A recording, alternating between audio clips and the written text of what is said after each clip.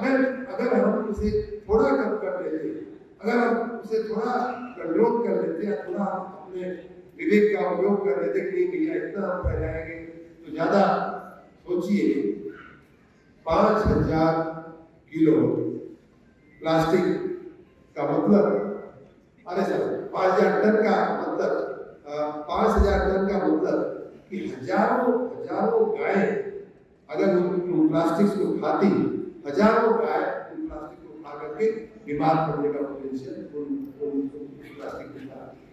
और मैंने खुद देखा है अरुण जी जो कह रहे थे हमारे मंत्री जी कि गाय के पेट में किलो किलो प्लास्टिक भरा हुआ, मैंने खुद यहाँ कानपुर में एक बार एक दिन में गया था और टेबल पे रख करके डॉक्टर को डिस्प्ले कर रहे थे कि किस तरह से गायों को प्लास्टिक खाने से किस तरह की समस्या आती है और पूरा पेट फाड़ करके इतना प्लास्टिक निकाला गया। तो 5,000 टन प्लास्टिक का मतलब कि कम से कम 1,000 गायों के जीवन को हमने सुखमय बनाया है, उनको प्रक्रिया। गाय ही नहीं, गाय के उदाहरण दे रहा हूँ, अन्य जीव भी खाते हैं उनको, वो भी बीमार पड़ते हैं। प्लास्टिक का अगर सबसे बड़ा दुष्प्रभाव अगर पड़ रहा है तो हमारे जानवरों पर पड़ रहा है, जो हमारी जीव सृष्टि है उसके ऊपर पड़ रहा है। और ये 5,000 टन कोई बहुत बड़ी सेवा हम लोगों ने इनको मार्केट में से, इनको समाज में से निकाल कर की है। इतना ही नहीं, जब वो गाय खाएगी तो कहीं न कहीं वो केमिकल से, पेट्रोलियम प्रोडक्ट से बना हुआ जो प्लास्टिक है, क्योंकि अल्टीमेटली तो उसका रॉ मटेरियल तो पेट्रोलियम ही, हाइड्रोकार्बन ही है। तो हाइड्रोकार्बन अगर उसके पेट में जाएगा, पेट्रोलियम अगर उसके पेट में है, तो कहीं न कहीं उसका जो दूध आएगा वो स्वाभाविक रूप से कहीं न कहीं वो एलिमेंट कहीं न कहीं से वो करके आएगा। आप कहीं न कहीं से केमिकल अपने दूध में कितना भी शुद्ध गाय को खिलाओ, आपका दूध बेचने वाला कितना भी शुद्ध आपको दे दे, कितना भी ऑर्गेनिक करके आपको दे, लेकिन अगर गाय इस तरह से घूम रही है, खा रही है, प्लास्टिक खा रही है, कहीं न कहीं आपका वो दूध भी उस तरह से पोल्यूट होकर के, मिक्स होकर के आता है। आप समुद्र देख लीजिए, समुद्र में मछलियां खाती हैं, मछलियां बनती हैं, मछली को आदमी खाता है, फिर वो वही चीज, वही साइकिल एक बार फिर से शुरू होती है। तमाम इसके दुष्प्रभाव, तमाम इसके दुष्परिणाम, एक नहीं अनेकों दुष्परिणाम हमारे आपके रोज के जीवन में देखने को मिलते हैं। इसलिए भी तो हमें 2-3 काम करने होंगे। देखिए, उठाने वाला काम जो 5,000 टन उठाया गया तो पूरा उस पूरी साइकिल में, पूरी चेन में, यहाँ आपको एग्जीबिशन में आप जरूर देखिएगा आप सभी लोग, उस पूरी चेन में वो तो अंत में आता है, अंत में या बीच में आता है, मैं कहूँगा उसको रिसाइकिल करने के लिए बातें होने लगी हैं, इसलिए मैं कहूँगा कि बीच में आएगा, नहीं तो अंतिम होता है।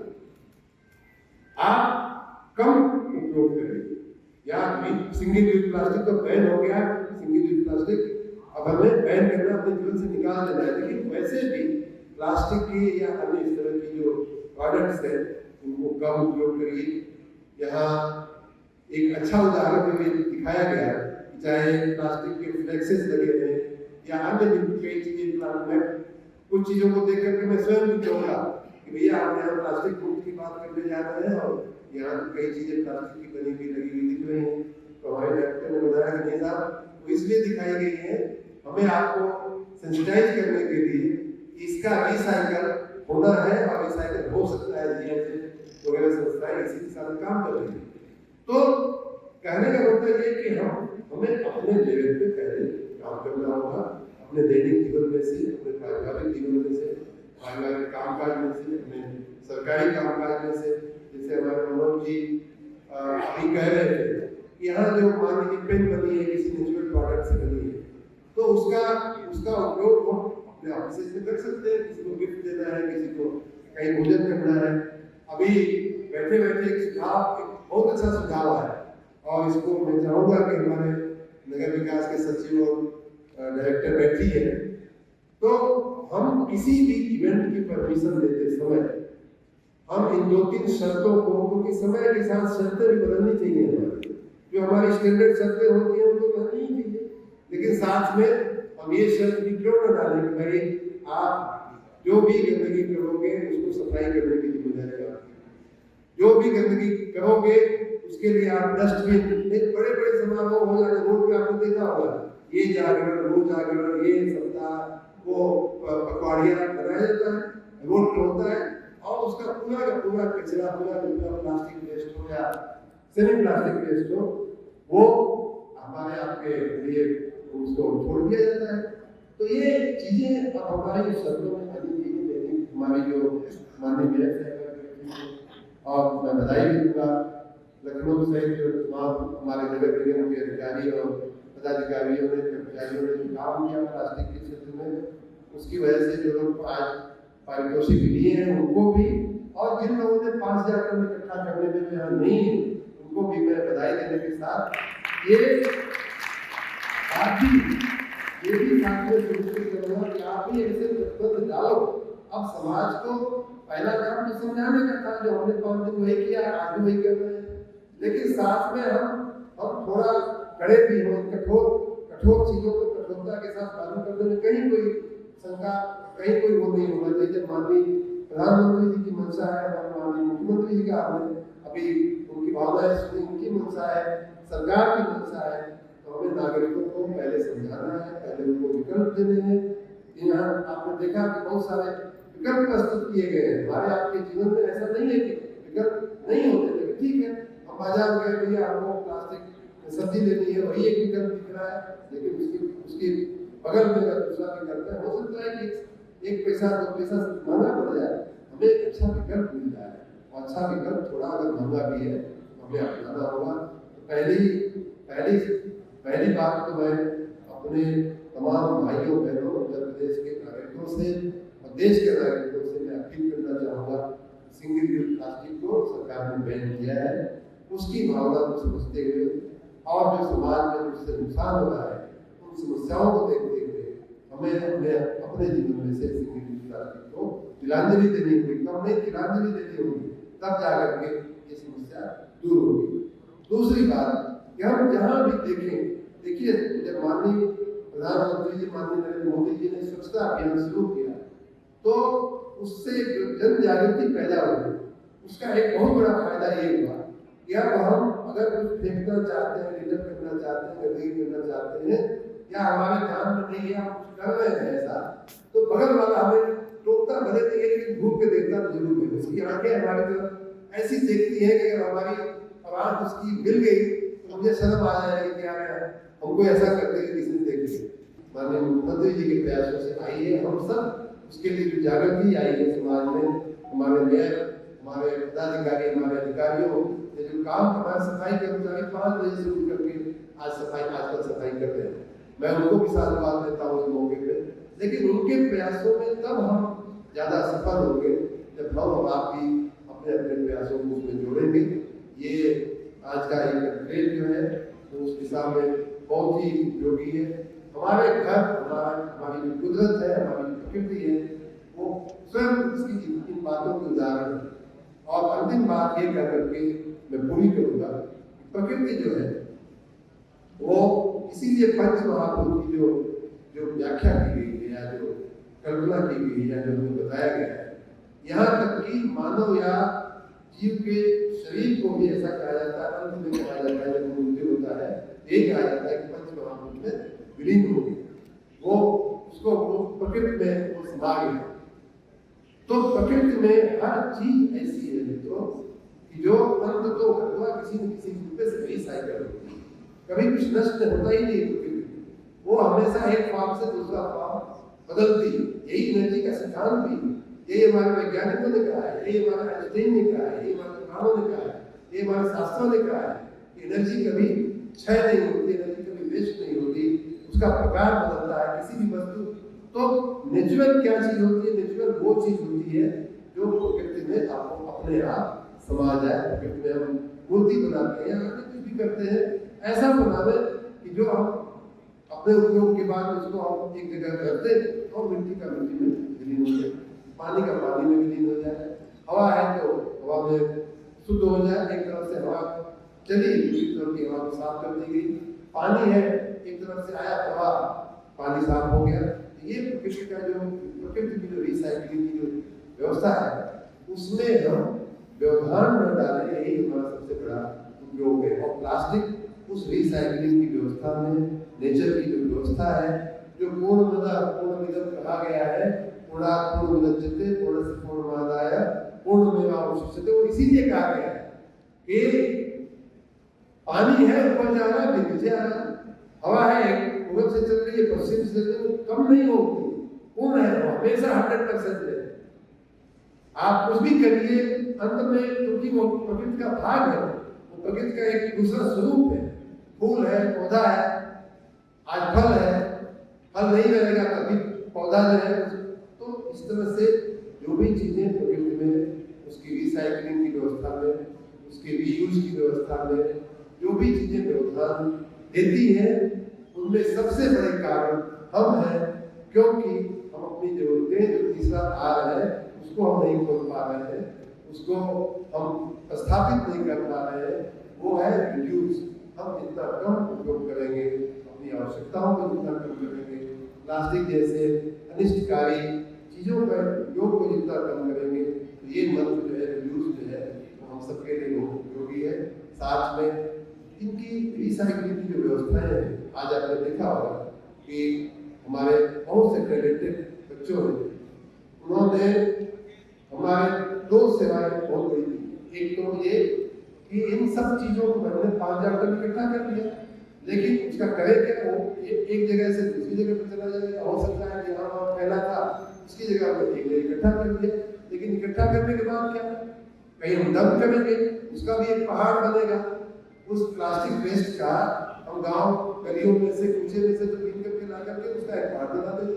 तो ये व्यवस्था भी ठीक नहीं है। हमारे कई टैलेंटेड यहाँ लोग हैं जिन्होंने उसकी रिसाइकलिंग की व्यवस्था, मैंने देखा कि उन प्लास्टिक वेस्ट में से बना हुआ ठेला, प्लास्टिक वेस्ट में से बना हुआ कूलर मुझे लोगों ने दिखाया।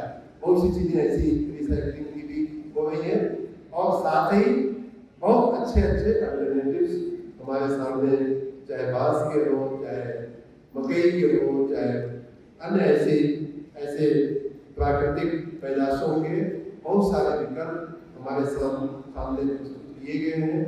उन विकल्पों को हो सकता है कि हमें खरीदने की भी आवश्यकता न पड़े।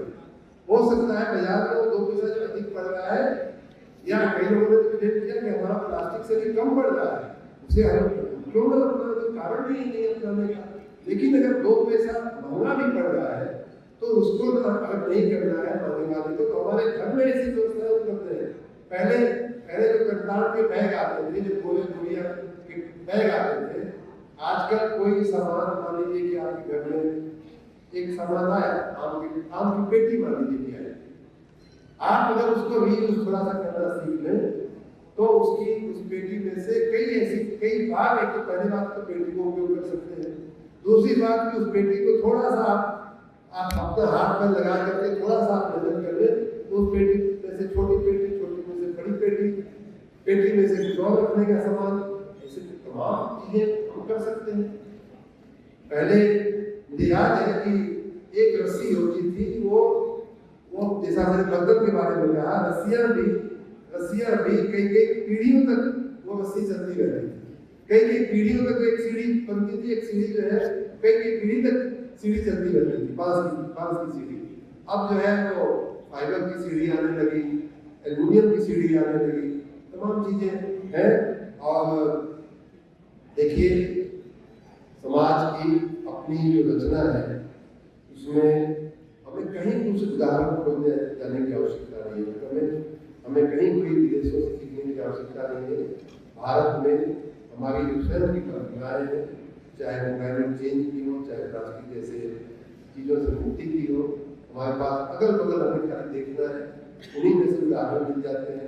हम मिट्टी के खिलौने क्यों उपयोग करें, मिट्टी के दिए क्यों उपयोग करें, मिट्टी के बहुत सारे तो मुझे यहीं हम कानापुर में गए थे, माननीय सही बात चलाती है लखनऊ के नगर निगम के मार्फत चलता है। गोबर के दिए बनने लगे। गोबर का दिया बड़ा पॉपुलर हो रहा है धीरे धीरे, गाय के गोबर का दिया धीरे धीरे बहुत पॉपुलर हो रहा है। तो इस तरह की तमाम विकल्प हमारे समक्ष है। हम थोड़ा अपना सोचने का दायरा बढ़ाएं, अगल बगल देखें कि क्या विकल्प हमारे पास उपलब्ध है, उन विकल्पों को चुने और नहीं मिलता हो तो थोड़ा अपनी आवश्यकताओं को कम करें। प्लास्टिक यूज करने की अपनी आवश्यकताओं को कम करें, या जो हाथ में आ गया उसे एकदम से फेंक देने के बजाय हम उसको रख लें, चलो अगली बार हम इसका यूज कर लेंगे। एक दिन हम निकले थे, माननीय मेयर साहिबा भी ये बात कह रही थी हमको, एक दिन लखनऊ नगर निगम के नालों की सफाई के लिए मैं स्वयं प्रत्यक्ष गया हम देखने। उनमें से 2-3 बार का अनुभव ऐसा था कि मशीन जो है प्लास्टिक उठाने की कोशिश कर रही थी और इस हाथ से भी ऊंची लंबाई के प्लास्टिक के वेस्ट जो है वो आपस में जुड़ करके निकल ही नहीं रहे। हमारा पूरा जो मशीन थी वो उसको खींच नहीं पा रही, इतना हेवी था, इतना क्लटर्ड होकर के नाले में पड़ा था। तो कहाँ से नाला बरसात के पानी को ले गए? नाला जो होना ही होना है, हम आप उसमें रोज एक दिन तो मेयर साहब बता रहे थे कि बजाय गीता भी उसमें लोग डाल देते हैं। प्लास्टिक वेस्ट इतना बड़ा जो पैकिंग मटेरियल आता है, छोटा मोटा खाया हुआ तो माफ नहीं कर सकते, लेकिन फिर भी समझा जा सकता है। भाई आपने पाउच खाया और छोड़ दिया, दूर करके चला गया नाले में, समझा जा सकता है। लेकिन पूरा का पूरा प्लास्टिक का पैकेजिंग मटीरियल हमारे नाले में, लखनऊ के नाले में मैंने खुद प्रत्यक्ष देखा है। और वो मेरी मशीन जो है उठा नहीं पा रही थी, इतना लंबा था, इतना कॉम्प्लिकेटेड। तो ऐसी गलतियां अगर हम करते रहेंगे और हम ये उम्मीद करते चलेंगे कि नहीं नगर निगम साफ करेगा, नगर पालिका साफ करेगी, नगर पंचायत साफ करेगी, हाँ साफ करना उसकी जिम्मेदारी है, मैं स्वीकार करता हूँ, हमारे सभी अधिकारी पदाधिकारी उसे स्वीकार करते हैं। लेकिन क्या समाज की जिम्मेदारी नहीं? समाज की जिम्मेदारी है, सबसे पहली जिम्मेदारी समाज की, जिससे कि हमें आपकी सेवा करने में और सुविधा हो और हमें जो आपके लिए जो सही नगरीय जीवन या जो उत्तर प्रदेश में जीवन देना है, देश में जीवन देना है, बेटर क्वालिटी ऑफ लाइफ जो देनी है, उसके लिए हम आपको अच्छी सेवा कर सके। आपका भी हमें सहयोग चाहिए। तो सफाई भी मैं देख रहा हूँ, कई लोग हमारे पास आते हैं, कहते हैं भाई साहब हमारे बगल का पार्क बड़ा गंदा है। आजकल तो मैं सबसे यही कहने लगा हूँ, आपने कितनी बार उसको झाड़ू चलाया? आपके बगल का पार्क अगर है तो आपको भी झाड़ू चलाना चाहिए। हमारे पास ड्यूटी है उसकी सफाई करने, मैं समझता हूँ, लेकिन सबसे पहला झाड़ू तो आके नागरिकों को लगाना चाहिए। सबसे पहला झाड़ू तो आप यहाँ आने के पहले वही काम का थोड़ा और कर लिए होते, तो आप आने की आवश्यकता नहीं होती। तो ये सारे काम, ये कॉन्क्लेव या इस तरह के जो सभाएं होती हैं, इस तरह की जो गोष्ठियाँ होती हैं, हमें आपको जागृत करने के लिए होती है। मैं आशा रखता हूँ कि आज पूरे दिन का ये जो वार्तालाप है वो 3 को अच्छे से समझने की ये कवायद है, ये प्रयास है। रिसाइकल, रीयूज और सबसे बड़ी बात रिड्यूस, इस महामंत्र को आप सब और हम सब यहाँ से लेकर के जाएंगे। मुझे भी इस पवित्र काल में माननीय पर्यावरण मंत्री जी ने, पर्यावरण विभाग के अधिकारियों ने, हमारे नगर विकास के अधिकारियों ने मुझे भी इस काम में सहभागी बनाया। उसके लिए 5000 क्विंटल प्लास्टिक इकट्ठा कर दिया। 5000 क्विंटल मामूली काम नहीं है। 5000 क्विंटल इकट्ठा करके बहुत बड़ा काम किया। और प्लास्टिक का ये है, ये उपयोगी है लेकिन नुकसानदेह उससे ज़्यादा है। प्लास्टिक सस्ता है, इसमें आप कुछ भी पानी भर लीजिए, सब्जी ले जाइए, आम के ठेले में जाइए, उससे कहीं 2.5 किलो आम ले लो, उससे दिया आपने उसमें रख के लेके चले गए, बहुत कन्वीनियंट है। सब्जी ले लीजिए उसमें, लेकिन नुकसान यह है ये बायोडिग्रेडेबल नहीं।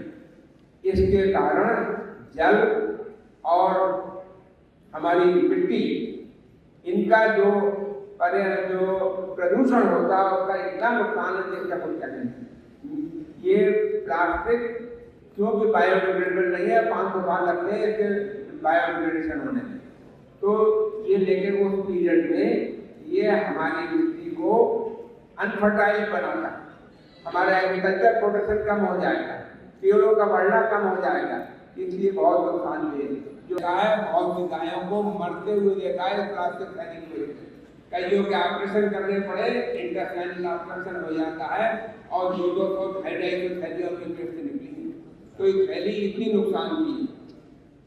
और ये थैले, और अब आज यहाँ की जो एग्जीबिशन थी उसको देख के मेरा दिल खुश हो गया, बहुत अच्छा लगा मुझे कि प्लास्टिक का अल्टरनेटिव आ गया, प्लास्टिक का सब्स्टिट्यूट आ गया।